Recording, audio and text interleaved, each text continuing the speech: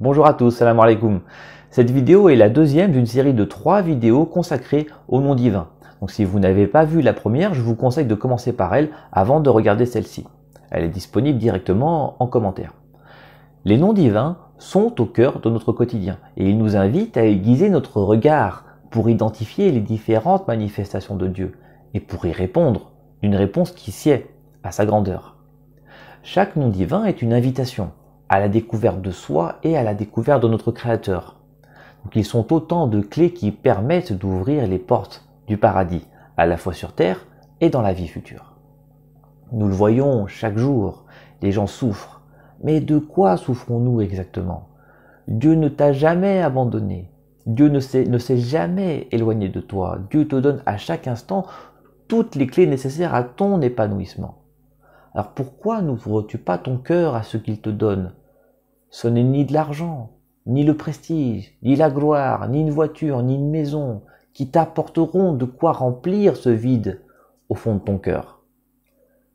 La satisfaction éphémère qui suit l'acquisition d'un bien est un piège qui te fait croire que c'est là que tu trouveras ton bonheur, alors que rien ne t'éloigne plus de ton Créateur et de toute possibilité de bonheur que ça.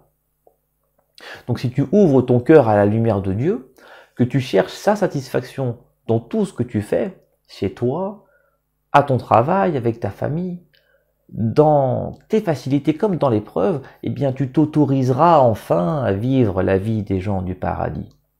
Tu t'affranchiras de cette prison où tu t'es toi-même enfermé. Et si tu acceptes tout ce qui vient comme un cadeau de Dieu, eh bien la vie te sera douce et facile. Même devant l'épreuve, tu trouveras dans sa force la force de t'en sortir. Tu trouveras dans sa patience la patience qui conduit à la bonne action à entreprendre. Tu trouveras dans sa bénédiction la bénédiction qui t'a donné la vie.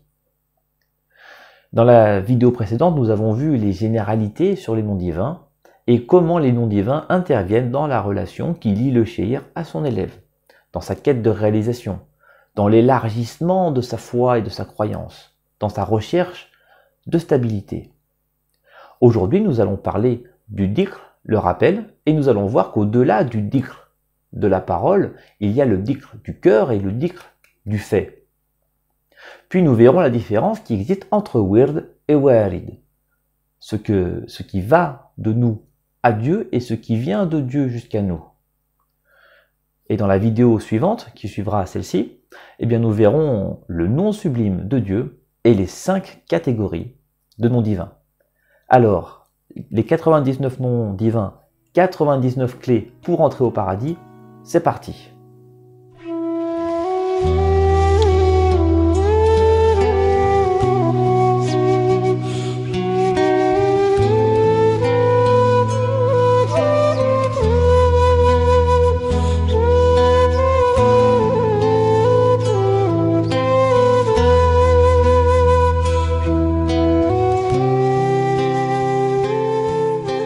Les proches de Dieu, les chouyours, ont mis en place tout un tas de techniques pour faciliter la progression de celui qui veut revenir à Dieu et qui souhaite progresser en tant que croyant, en s'appuyant sur la sunna et sur la révélation. Parmi ces techniques, l'une des plus connues est le dhikr, qui veut littéralement dire le rappel. Alors même si le dhikr au sens large englobe toute forme d'acte d'adoration, on l'associe généralement au fait de réciter tel ou tel nom, telle ou telle invocation X fois par jour à l'aide d'un chapelet, tasbih. Et l'origine de cette méthode remonte au prophète Mohammed sallallahu alayhi wa sallam qui a transmis des nombres à travers ses paroles. Dans un hadith par exemple, il a dit « Celui qui récite salat ala nabi, la prière sur le prophète une fois, eh bien Dieu et ses anges le récitent sur lui 10 fois. S'il le récite 10 fois, Dieu et ses anges le récitent 100 fois. Et s'il le récite 100 fois, Dieu et ses anges le récitent sur lui 1000 fois. Donc Dieu te donne plus que ce que toi tu es prêt à donner pour t'encourager à toujours faire plus. Dans un autre hadith, par exemple, le prophète sallallahu alayhi wa sallam a dit que chaque jour, il faisait 70 fois l'istighfar. Il demandait pardon à Dieu 70 fois par jour. Ou dans une autre version, il a dit qu'il le faisait 100 fois. Les deux versions sont justes. Donc il y a toute une science derrière les nombres. Et cette science est développée avec le temps. Et avec le souci de toujours donner une réponse précise à un besoin précis. Par exemple, dans le temps, pour s'approcher pour pénétrer dans le nom divin Al-Latif, certains soufis ont compté les huruf, c'est-à-dire les lettres du nom, à partir des données qui ont été transmises par la tradition. Et ils ont trouvé que Al-Latif donne 129. D'autres ont essayé de multiplier 129 par 129, ça donne 16 000 et quelques, alors on prend son chapelet, voilà, et on récite Al-Latif 16 000 fois. Alors c'est une méthode authentique pour accéder à ce nom divin, pour entrer en synchronie avec le nom, pour vibrer à mesure du nom, et pour passer du dhikr de la langue au dhikr du cœur et au dhikr du fait. La récitation n'étant pas une fin en soi, il faut que les membres du croyant, ses mains, ses pieds, ses yeux, ses oreilles, ses actes, soient un reflet de ce nom. Comme le dit le prophète Mohammed sallallahu alayhi wa sallam dans un hadith qudsi, « Mon serviteur ne cesse de se rapprocher de moi par des actes surérogatoires jusqu'à ce que je l'aime. Et lorsque je l'aime, je deviens l'ouïe avec laquelle il entend, la vue avec laquelle il voit, la main avec laquelle il saisit et le pied avec lequel il marche. » Donc si tu es dans ton canapé, que tu récites par exemple Ar-Rahman, le miséricordieux, mais que quand tu sors de chez toi, tu es odieux avec tout le monde, qu'est-ce qu'elle vaut ta récitation? Elle n'a pas dépassé ta gorge. Donc va la chercher au fond de ton cœur, creuse un peu et va la chercher plus profond. Deviens toi-même un reflet de ce nom, qu'on puisse voir sur toi la miséricorde, la gentillesse, l'empathie, qu'elle soit accrochée à ton regard, à ton sourire, à ta parole, à ta main, à tes jambes. Donc réciter Ya Latif 100 fois, c'est très bien. Demander Ya Shafiq quand on est malade, c'est très bien. Dire Ya Rahman, Ya Rahim, Ya Malik, Ya Wadoud, Ya Quddus, c'est très très bien. Tout est très bien, ce sont des noms de Dieu dont on parle. Réciter tous les noms, c'est quelque chose de très bien. Ajouter plusieurs noms ensemble, les répéter 10 fois, 100 fois, 1000 fois, tout ça est très bien. Mais ce n'est qu'un début et ce n'est pas suffisant. Si on veut passer du dhikr de la langue au dhikr du fait, on doit connaître comment on fait, qu'est-ce que c'est que ce fait, dans quelle mesure il se pratique. C'est pour ça qu'aujourd'hui, il y a des méthodes qui sont plus efficaces que celles qui consistent simplement à compter. Et aussi parce que nous sommes tombés si bas que nous ne faisons plus le lien qui existe entre ce que nous récitons et ce que nous pratiquons au quotidien. Donc celui qui souhaite entrer par la grande porte d'un nom divin, il doit entrer par les lumières désignées par le nom tiré du Coran et par la science des lettres et des lumières décrite par Sidi Abdelaziz Dabbar et que nous utilisons régulièrement dans nos analyses. Donc ceux qui nous suivent le savent. Dans le Coran, Dieu dit « Inna Allah latif ». On trouve le nom divin Al-Latif, 4 lettres, donc 4 huruf, 4 lumières, 4 comportements, 4 suluk. Lam, ta, ya, fa, qui désigne la science, le discernement, la peur de Dieu, le port des sciences. Donc on ne détaillera pas ça ici, car il faudrait faire une vidéo exclusivement sur ça. Celui qui veut progresser aujourd'hui dans Al-Latif, eh bien, il n'a qu'à scrupuleusement respecter ces 4 comportements. Parce que qui est le meilleur? Est-ce que c'est celui qui récite 16 000 fois par jour Al-Latif ou celui qui l'applique dans son quotidien lumineusement? Eh bien, c'est celui qui l'applique lumineusement. Parce que le but de la récitation est l'application lumineuse qui suit. Donc, en assimilant ces 4 comportements, le croyant entre dans Al-Latif par les grandes portes, car il vise directement l'objectif. Faire de son quotidien un ensemble d'actes et de faits dignes d'un représentant de Dieu sur terre et digne de sa responsabilité adamite. Alors c'est un objectif que les chouyours ont toujours visé. Quand un élève venait, le cheikh lui donnait des directives et l'élève suivait ces directives sans demander pourquoi. Mais le cheikh lui voyait que telle ou telle lumière était éteinte chez l'élève. C'est pour ça qu'il lui donnait telle ou telle recommandation, pour alimenter un petit peu ce qui s'est éteint. Il voit sur toi une carence, soit avec ses propres yeux, soit dans ton apparence, soit dans tes faits, soit dans la façon avec laquelle tu fais les choses. Un petit peu comme le coach sportif qui voit ton manque d'endurance, un peu comme le nutritionniste qui voit ta carence en vitamines, ou un peu comme le médecin qui voit ton manque de vitalité. Le cheikh est tout ça à la fois et plus. Et le prophète Mohammed sallallahu alayhi wa sallam était arrivé au sommet de cet art. Il voyait ce qui manquait à la personne exactement et il lui montrait la lumière qu'il lui fallait. Une fois, un bédouin est venu voir le prophète Mohammed sallallahu alayhi wa sallam et il lui a dit: est-ce que c'est vrai que celui qui aura fait le poids d'un atome de bien le verra et celui qui aura fait le poids d'un atome de mal le verra? Et le prophète lui a répondu oui. Et il est parti. Mais les sahaba, les compagnons, ont voulu l'arrêter pour lui donner encore plus. Mais le prophète sallallahu alayhi wa sallam leur a dit: inutile, il a déjà pris tout ce qu'il avait besoin. Ar-rajul faqu, c'est-à-dire il a passé toutes les étapes avec seulement ça. Donc c'était des ayats de la sourate du Coran Al-Zalzalah. Mais quand les compagnons du prophète ont voulu lui donner plus que ces quelques versets, le bédouin, lui, avait déjà pris tout ce qu'il avait à prendre. Donc est-ce que ce sont des lumières valables pour nous tous ou seulement pour lui? Bien sûr, c'est pour tout le monde. Le Coran est à destination de tous. Mais elles touchent parfois plus une typologie qu'une autre. Elles seront une spécialité chez les uns, mais pas forcément chez les autres. Donc si on s'intéresse par exemple à la vie des prophètes, eh bien on verra qu'ils n'ont pas tous été éprouvés par les mêmes noms divins, par les mêmes difficultés, les mêmes épreuves. Ayoub, par exemple, a été éprouvé par la maladie. Moussa, lui, par la force et par le fait qu'il ait traversé le désert pendant très longtemps esselé. Et Issa, c'était la pauvreté. Donc il en est de même pour chacun de nous. Nous avons tous affaire à des noms divins spécifiques qui nous concernent plus du fait de notre typologie. Alors de même qu'avec le temps qui passe, il y a de nouveaux noms divins qui se manifestent, ce qui explique notamment pourquoi on ne peut pas se borner à vivre comme le faisaient les générations avant nous. C'est aussi pour ça que l'ijtihad, l'effort d'interprétation des textes, ne s'arrête jamais. Et c'est aussi pour ça que l'apprentissage de la sagesse se fait avec un shayr qui est vivant. L'art d'être humain nous invite à être à la hauteur dans ce que Dieu nous manifeste dans l'instant. Alors un travail intéressant serait par exemple de regrouper tous les noms divins présents dans le Coran et de faire le découpage lettre par lettre avec la science des lettres et des lumières pour établir une méthode de progression spécifique. Un autre travail, par exemple, serait d'analyser la vie des prophètes pour voir dans quel nom divin ils ont progressé, comment ils ont été éprouvés et établir à partir de ça une liste de typologies humaines. C'est un travail que nous avons déjà commencé. Et si vous avez vu par exemple la série de vidéos sur la psychologie et la sociologie islamique, lorsque nous avons abordé la question de l'homme et de la femme et du couple, eh bien nous avons beaucoup parlé des typologies féminines et masculines.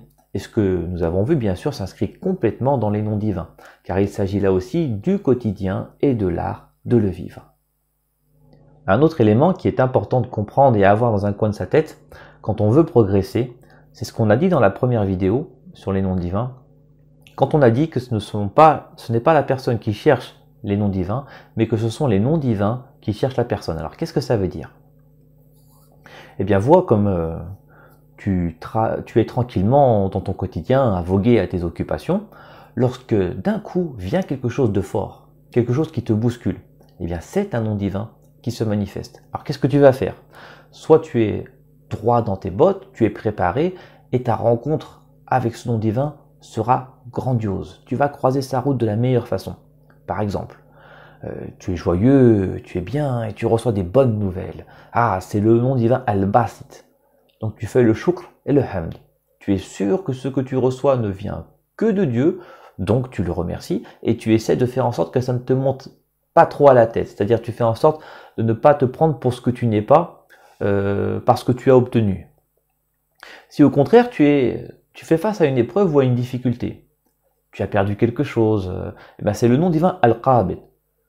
Donc si tu es droit quand survient l'épreuve, eh bien tu l'acceptes avec patience. Tu ne te révoltes pas, tu dis Subhanallah, qu'est-ce que Dieu a voulu de ça? J'accepte ce qui vient de Dieu à bras ouverts. Et pour accepter ce nom divin qui se manifeste à toi, eh bien, il faut un certain équilibre intérieur, une certaine concentration, un certain état d'esprit. Et cet état d'esprit n'est pas quelque chose qui tombe du ciel. Tu ne réussiras pas à courir un marathon si tu ne t'es pas préparé avant. Dans Ikad al-Himam, le joyau du tasawwuf que Karim traduit sur suluk.net, on lit que les chouyours ne sont vraiment bien que quand ils sont dans al-qabid, c'est-à-dire dans l'épreuve et la difficulté.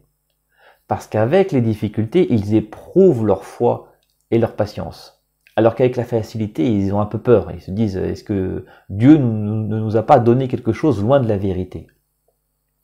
Alors pour les débutants comme nous, c'est l'inverse. Nous, on préfère recevoir et être bien, avoir une maison, un travail, une voiture, de la famille, des enfants. Peut-être que ça nous rassure d'être dans l'aisance. Pourtant, Al-Mu'ti et Al-Mani', celui qui donne et celui qui enlève, ce sont deux noms de Dieu. Des fois, Dieu te donne, et des fois, il t'enlève. Donc si tu aimes Dieu quand il te donne, mais que tu ne l'aimes pas quand il t'enlève, bah, tu n'aimes que la moitié de Dieu. Dieu ne fait que le bien, peu importe qu'il te donne ou qu'il t'enlève. Des fois, Dieu t'enlève pour te donner, et des fois, il te donne pour t'enlever. Certains sont devenus arrogants, détestables, après avoir obtenu ce qu'ils voulaient, une place, un prestige, une grosse somme d'argent. Les sages détestent tout ça, parce qu'ils savent que c'est périlleux. Tu te crois meilleur que les sages? Fou est celui qui pense pouvoir résister à tout ça, alors que les sages n'oseraient jamais s'y aventurer. Donc des fois, Dieu te donne, mais en te donnant, il t'enlève. Tandis que d'autres ont appris l'humilité, l'empathie, la gentillesse, le contentement dans la pauvreté. Alors les sages, eux, préfèrent quand se manifeste à eux le nom Al-Qabid, parce qu'ils savent que dans Al-Qabid se trouve le nom divin Al-Basid. C'est-à-dire que la vraie facilité, le vrai salut se trouve au cœur de l'épreuve. Et Dieu dit dans le Coran, certes à côté de chaque difficulté se trouve une facilité. Donc c'est ça l'art de la progression dans les noms divins.